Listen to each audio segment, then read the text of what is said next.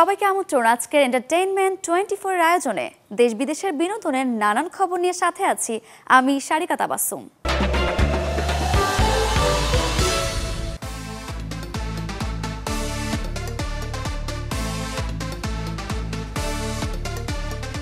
শুরুতেই H&S glassware লিমিটেডের সৌজন্যে কান চলচ্চিত্র উৎসবের খবর। বিশ্ব সিনেমায় একটু একটু করে যতটা এগিয়ে যাচ্ছে বাংলা চলচ্চিত্র, সেখানে প্রচার প্রসারে ততটাই পিছিয়ে পড়ছে দেশের সিনেমা। এই যেমন কান চলচ্চিত্র উৎসব আয়োজনে বিভিন্ন দেশ প্যাভিলিয়ন নিয়ে হাজির হলেও নেই বাংলাদেশ, অথচ ৭৮তম আসরে সর্বোচ্চ পুরস্কার স্বর্ণপামের জন্য লড়ছে বাংলা ছবি।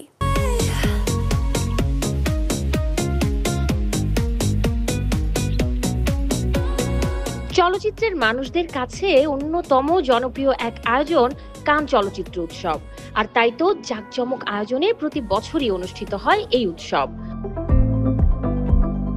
ফ্রান্সের সাগরপাড়ের শহরে অনুষ্ঠিত এই আয়োজনে প্যাভিলিয়ন নিয়ে হাজির হন বিশ্বের বিভিন্ন দেশ। উদ্দেশ্য নিজ দেশের সিনেমাকে বিশ্বময় পরিচিতি দেয়া, তবে এক্ষেত্রে ব্যতিক্রম কেবল বাংলাদেশ। বিভিন্ন দেশে বাণিজ্যিক প্রদর্শনীর পাশাপাশি নামিদামি উৎসবে যখন উঠছে লাল সবুজের পতাকা, তখন কানের আসরে প্রচার প্রসারে যেন যোজন যোজন পিছিয়ে বাংলাদেশ, যা হতাশারই বটে। হয়তো কানের বাংলাদেশে পতাকা নেই, প্যাভিলিয়ন নেই, বুথ নেই, কিন্তু যেটি আছে 2021-এ বাংলাদেশের চলচ্চিত্র ইতিহাসে প্রথম ছবি কানের সেকেন্ড টায়ার আনসারতে রিগা, অর্থাৎ সেখানে রেহানা মরিয়ম নূর অফিসিয়ালি সিলেকশন হয়েছিল। এবছরও শর্ট ফিল্ম কম্পিটিশনে অফিসিয়াল সিলেকশনে আলী রয়েছে, আদনান আল রাজীবের। এখন প্রতি বছরই বাংলাদেশ থেকে এখানে সিনেমা আসছে, অফিসিয়াল প্রতিযোগিতা বিভাগেও বাংলাদেশের সিনেমা লড়াই করছে। রেহানা মরিয়ম নূরের পরে এবার শর্ট ফিল্ম ক্যাটাগরিতেও এসেছে আদনান আল রাজীবের আলী সিনেমাটি। আমরা সাংবাদিকরাও এসেছি, সিনেমার পুরো টিম এসেছে, সবাই কেমন যেন উদ্বাস্তুর মতো ঘুরছে।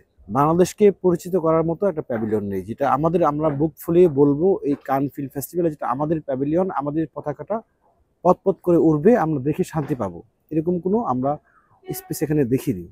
কাজে একটু হতাশার বিষয় এটি। আমরা আশা করব যে প্রতি বছর যেন বাংলাদেশি প্যাভিলিয়ন এই কান ফিল্ম ফেস্টিভ্যালে আসে। ৭৮তম কান চলচ্চিত্র উৎসবে মূল প্রতিযোগিতায় আছে বাংলাদেশের ছবি আলী। স্বর্ণপামের দৌড়ে থাকা এই সিনেমার নির্মাতা বললেন, এই উদ্যোগ নিতে হবে সরকারের। বাইরের যত ফিল্ম মেকারদের দেখি, তাদেরকে আসলে যেটা করে রাষ্ট্র অ্যাকচুয়ালি তাদেরকে একটা ব্যাক করে, ওদেরকে এক ধরনের সাপোর্ট দেয়। তো যেই কারণে ওদের কিন্তু অনেক ধরনের কোলাবোরেশন থেকে শুরু করে অনেক ধরনের অনেক সুবিধা আসলে তারা হয়। তো আমাদের মনে হয় আমার বাংলাদেশের জায়গা থেকে হচ্ছে we don't have a pavilion as of year. তো আমরা এখানে প্যাভিলিয়নসের মধ্যে যদি চিন্তা করি, ইন্ডিয়ার আছে, ফিলিপিনের আছে, Indonesia, there are lot of pavilions. And what happens in pavilions আসলে আমাদের বাঙালি ফিল্ম মেকার হোক, জার্নালিস্ট হোক, অথবা বিভিন্ন দেশ থেকে মানুষজন আসে এবং সামহাও একজন আরেকজনের সাথে নেটওয়ার্কিংটা ক্রিয়েট হয়। তো ওইটা তো আমাদের এখনো নাই। আমরা যেমন আমি অফিসিয়াল কম্পিটিশনে সিলেক্টেড দেখে I got this lounge you want to create. যদি আসলে সরকারের থেকে কোনো রকমের সাপোর্ট না আসে, তাহলে ডেফিনেটলি অনেক দ্রুত কোনোভাবেই কোনো কিছু আগাবে না, নর্মালি আর এনিথিং। তো আমি চাইবো কোনো না কোনোভাবে সরকার যত পারে আসলে ফিল্ম মেকার হোক, এনি সেক্টর অফ আর্ট হোক, আসলে সাপোর্ট করে। খুব বেশি অর্থ নয়, বিশ্ব দরবারে নিজেদের সৃষ্টি কৃষ্টি তুলে ধরতে প্রয়োজন সদিচ্ছা, যার বড্ড অভাব দেশের প্রতিটি সরকারের। বিশ্ব চলচ্চিত্রে যখন একটু একটু করে এগিয়ে যাচ্ছে বাংলা সিনেমা, একটু একটু করে বাংলা চলচ্চিত্রের বাড়ছে গুরুত্ব, বাড়ছে চাহিদা, তখন কান চলচ্চিত্র উৎসবের মতো বিশ্বের অন্যতম চলচ্চিত্র উৎসবের আসরে নেই বাংলাদেশের কোনো প্যাভিলিয়ন। এটা সত্যি দুঃখজনক, হতাশার। শাহরিন জেবিন, চ্যানেল 24, কান ফিল্ম ফেস্টিভ্যাল, ফ্রান্স। আজ মন বড় চঞ্চলা, H&S প্রেসার কুকারের কারণে মন ময়ূরী নাচে, H&S রাইস কুকারের কারণে। H&S কুকার, আস্থা ও নির্ভরতার প্রতীক। কে কোন ছবি নিয়ে এলেন আসরে, লাল গালিচায় কে হাজির হলেন কেমন পোশাকে, কার হাতে উঠতে যাচ্ছে আসরের সেরা পুরস্কার স্বর্ণপাত, এমন সব খবর জানতে কান চলচ্চিত্র উৎসবের দিকে তাকিয়ে থাকেন অযুত লক্ষ নিযুত কোটি দর্শক। এই জানার মাধ্যম হয়ে ওঠে গণমাধ্যম। কান চলচ্চিত্র উৎসবে কিভাবে কাজ করেন সাংবাদিকরা, প্রেস বক্স ঘুরে ঘুরে তা দেখাবেন শাহরিন জেবিন।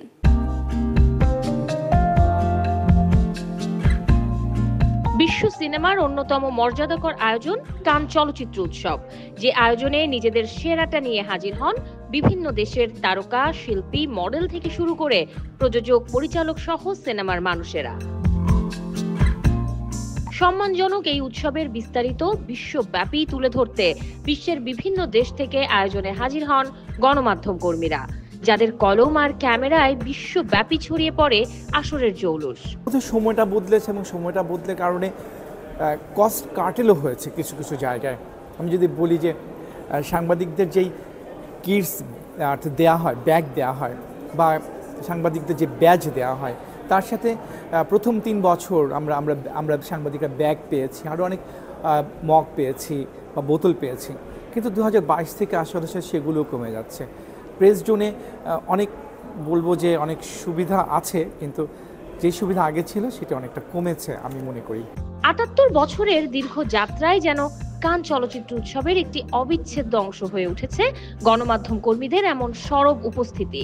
তাই তো সাংবাদিকদের জন্য আয়োজকদের থাকে না আয়োজনের কোনো কমতি। প্রেস বক্সে যেমন থাকে কাজের নানা সুবিধা, তেমনি থাকে ফ্রিতে খাওয়ার ব্যবস্থাও। ফিল্ম ফেস্টিভ্যাল যে একটা বড় সিনেমার বড় প্রতিনিধিত্ব করে বিশ্ব সিনেমার, তার প্রমাণ পেলাম প্রেস বক্সে এসেও। এখানকার প্রেস বক্সের এত সুন্দর পরিবেশ, সবাই নীরব হয়ে নিস্তব্ধ হয়ে কাজ করছে, কেউ লাউডলি কথা বলছে না, এবং প্রত্যেকটা সাংবাদিক বিভিন্ন গণমাধ্যম থেকে আসছে, ভ্যারাইটি থেকে আসছে, স্ক্রিন থেকে আসছে, এনডিটিভি থেকে আসছে, সবাই এত মনোমুগ্ধ হয়ে কাজ করছে। রেড কার্পেট থেকে এসে এখানে কাজ করছে, দারুণ একটা পরিবেশ এখানে বিরাজমান। অনেকের মতে কান আসরে যে সম্মান আর সুযোগ মেলে গণমাধ্যম কর্মীদের, তা মেলে না বিশ্বের অনেক উৎসবে। উৎসব কর্তৃপক্ষের এমন আতিথেয়তায় প্রতি বছরই কানে বাড়ছে গণমাধ্যম কর্মীদের উপস্থিতি। শাহরিন জেবিন, চ্যানেল 24, কান ফিল্ম ফেস্টিভ্যাল, ফ্রান্স। দেশের হল আর এশিয়ার পাশাপাশি ইউরোপ আমেরিকায় মুক্তির পর এবার অস্ট্রেলিয়া আলোর মুখ দেখতে যাচ্ছে চক্কর 302। 25 মে দেশটিতে বাণিজ্যিকভাবে মুক্তি পাবে সিনেমাটি।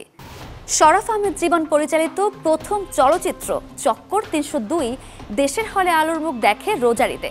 এখনও দেশের মাল্টিপ্লেক্সে চলছে ক্রাইম থ্রিলার ঘরানার সিনেমাটি, যেখানে প্রধান চরিত্রে অভিনয় করেছেন মোশাররফ করিম। অস্ট্রেলিয়ায় মুক্তি প্রসঙ্গে শরাফ আহমেদ জীবন জানান, ছবিটির গল্প ও অভিনয় মানুষকে ধীরে ধীরে স্পর্শ করছে। তারই প্রেক্ষিতে এবার অস্ট্রেলিয়ায় মুক্তি পেতে যাচ্ছে। দেশের মতো অস্ট্রেলিয়া প্রবাসী বাঙালি দর্শকরা চক্কর উপভোগ করবে বলে বিশ্বাস তার। জানা গেছে 25 মে অস্ট্রেলিয়ায় 6টি প্রেক্ষাগৃহে মুক্তি পাবে সিনেমাটি, চলবে 7টি শো। যুক্তরাজ্যের 33তম রেইনড্যান্স চলচ্চিত্র উৎসবে বাংলাদেশ থেকে মনোনয়ন পেয়েছে 2টো ছবি, যার একটি নুহাস হুমায়ুন পরিচালিত 2 পেটকাটা শ আর অন্যটি মাকসুদ হোসাইনের সাবা। সিনেমা দুটি ন্যারেটিভ ফিচার বিভাগে প্রদর্শিত হবে। 2023 সালের রেইনড্যান্স চলচ্চিত্র উৎসবের জুরি অ্যাওয়ার্ডসে সেরা আন্তর্জাতিক ফিচার ফিল্মের পুরস্কার পেয়েছিল নুহাস হুমায়ুনের অ্যান্থোলজি সিরিজ পেটকাটা শ। সেই সিরিজের দ্বিতীয় কিস্তি 2 পেটকাটা শ গত বছর মুক্তি পায় চরকিতে। এর গল্পে লোককাহিনী ও কুসংস্কারের বাইরে গিয়ে 2 পেটকাটা শ বাংলাদেশ ও আধুনিক সময়ের ভয়াবহতা নিয়ে কিছু প্রশ্ন রেখেছেন নির্মাতা, যেখানে অভিনয় করেছেন আফজাল হোসেন, মোশাররফ করিম, সুমাইয়া শিমু, কাজী নওশাব আহমেদের মতো শিল্পীরা। এদিকে সাবা দিয়ে প্রথম সিনেমার পরিচালক হিসেবে মাকসুদ হোসেনের মনোনয়নের পাশাপাশি ডিসকভারি অ্যাওয়ার্ডে মনোনয়ন পেয়েছে সিনেমাটি। ছবিটির গল্পের সাথে জড়িয়ে আছে 2 যুগ আগের একটি সড়ক দুর্ঘটনা, যে দুর্ঘটনায় আহত হয় 12 বছরের এক কিশোরী ও তার মা। এতে মায়ের চরিত্রে অভিনয় করেছেন রোকেয়া প্রাচী, আর মেয়ে হয়েছেন মেহজাবিন চৌধুরী। গুরুত্বপূর্ণ আরেকটি চরিত্রে আছেন মোস্তফা মনোয়ার। দক্ষিণ ভারতের জনপ্রিয় অভিনেতা ধানুষ এবার হতে যাচ্ছেন ভারতের রাষ্ট্রপতি, তবে বাস্তবে নয়, পর্দায়। ভারতরত্ন পাওয়া ভারতের প্রাক্তন রাষ্ট্রপতি ডক্টর APJ আব্দুল কালামের জীবনভিত্তিক চলচ্চিত্র কালামে প্রধান চরিত্রে অভিনয় করবেন ধানুষ। চলচ্চিত্রটি ৭৮তম কান চলচ্চিত্র উৎসবে উন্মোচন করা হয়েছে। সিনেমাটি পরিচালনা করবেন ওম রাউত। তিনি জানান, কালাম চলচ্চিত্রের মাধ্যমে প্রাক্তন রাষ্ট্রপতি ডক্টর কালামের জীবন, নেতৃত্ব গুণ ও জাতি গঠনে তার অবদানের অন্তর্দৃষ্টি তুলে ধরা হবে। এই সিনেমা তার আদর্শ নতুন প্রজন্মের কাছে পৌঁছে দেওয়ার একটি প্রচেষ্টা। ভারতের মিসাইল ম্যান খ্যাত ডক্টর APJ আব্দুল কালামের জীবনের উপর নির্মিত এই জীবনী চিত্রে রমেশ্বরম থেকে রাষ্ট্রপতি ভবন পর্যন্ত তার জীবনপথ তুলে ধরা হবে। নিজের ছবি পোস্ট করেই নিজেই মামলায় জড়ালেন জেনিফার লোপেজ। শুনতে অবাক লাগলেও এমনটাই হয়েছে হলিউডের এই নায়িকার বেলায়। জানা গেছে, অনুমতি না নিয়ে পাপারাজ্জিদের ছবি ব্যবহার করায় মামলা হয়েছে লোপেজের বিরুদ্ধে। হলিউডের এক পার্টিতে তোলা সে ছবিগুলো সামাজিক যোগাযোগ মাধ্যমে পোস্ট করেছিলেন তিনি। আলোকচিত্রী অ্যাডুইন ব্লাঙ্কো ও পাপারাজ্জির সংস্থা ব্যাকগ্রিড অভিযোগ তোলে, অনুমতি না নিয়েই লোপেজ ছবিগুলো ব্যবহার করেছেন। এ নিয়ে আইনজীবীদের মাধ্যমে একটি চুক্তি ও পারিশ্রমিক নির্ধারণ হলেও লোপেজ এখনও তাতে স্বাক্ষর করেননি, আর তাই মামলা ঠুকে দিয়েছে অভিনেত্রীর নামে। কাল হলিউডে মুক্তি পাবে 5 ছবি।